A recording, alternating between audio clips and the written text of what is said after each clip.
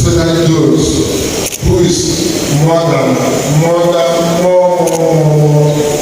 important to us.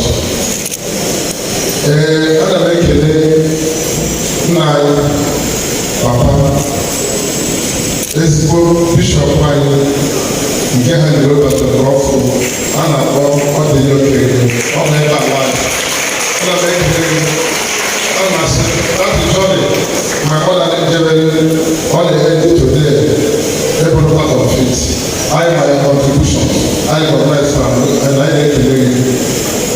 And I make it all the generals. See how we are, where they are, I don't say, so I go celebrate the life of our mother.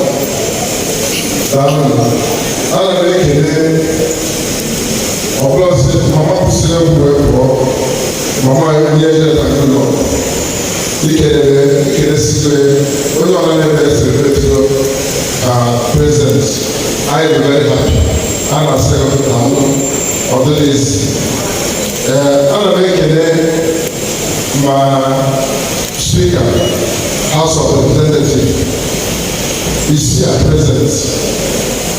He's a very wonderful person. We appreciate you.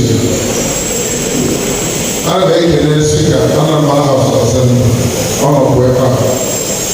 Open I want to tell the people why can you say campaign is here, the existing protocols, because they don't have many people.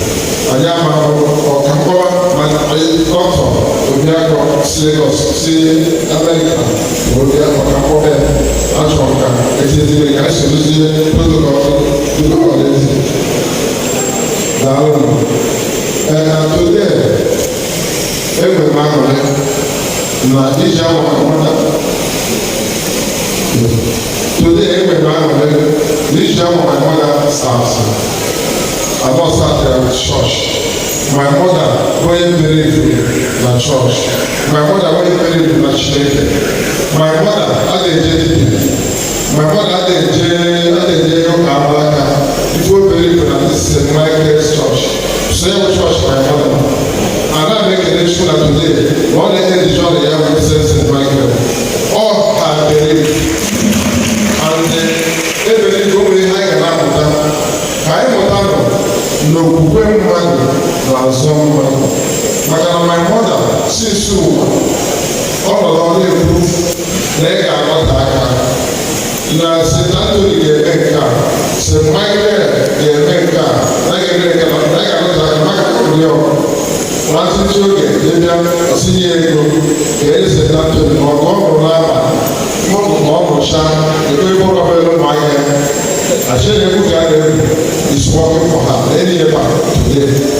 Although more than 130 years, other police, the number of 9 are specific education. But the leader of the why if you show, if you show a shade, if the whole land, there is a very hard job. If I if they get the one, from dear Yoruba. Olupa Mamifa na obi Chineke obi ya obi Shapapa for the form of and the more you know I try I like Palomo. I am a Kawasu. The mother I am my mother. I got continue. She is not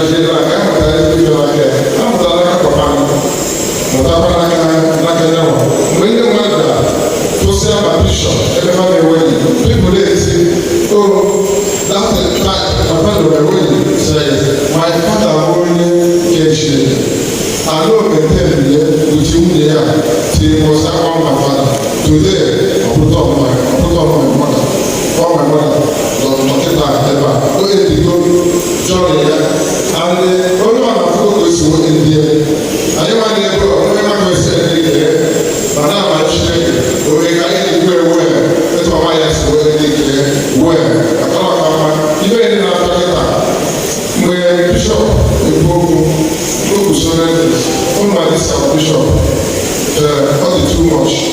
And I'm not even okwu ya eketa na ọ na-ekwu okwu a na-alụsọ gee ntị ihe amụtara amụtara today the other time in the program amụtara something today amụtara something ọ dị every day they have one.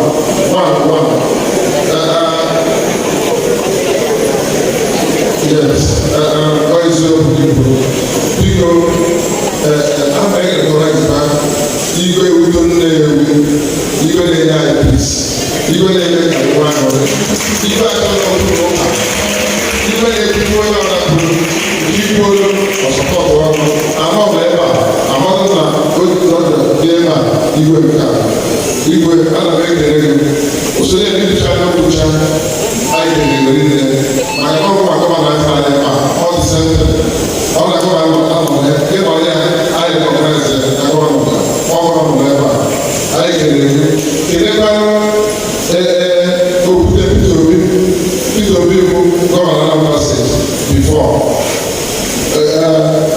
ekelechi ekele ya ọwụ mkpụrụ ọkụrụ ka a na-agụ ọrịa pasipọtụ a na-agbapọ ya pasipọtụ ịnọsi mmejọ ọgbọpụta ogologo na pasipọtụ ahụ onye pasị anya ụlọ ya fụ ife dị mma n'ime nọsị wepụrụ ya ka nwa ahụ ọfụ okwunye na ahụ tinọlito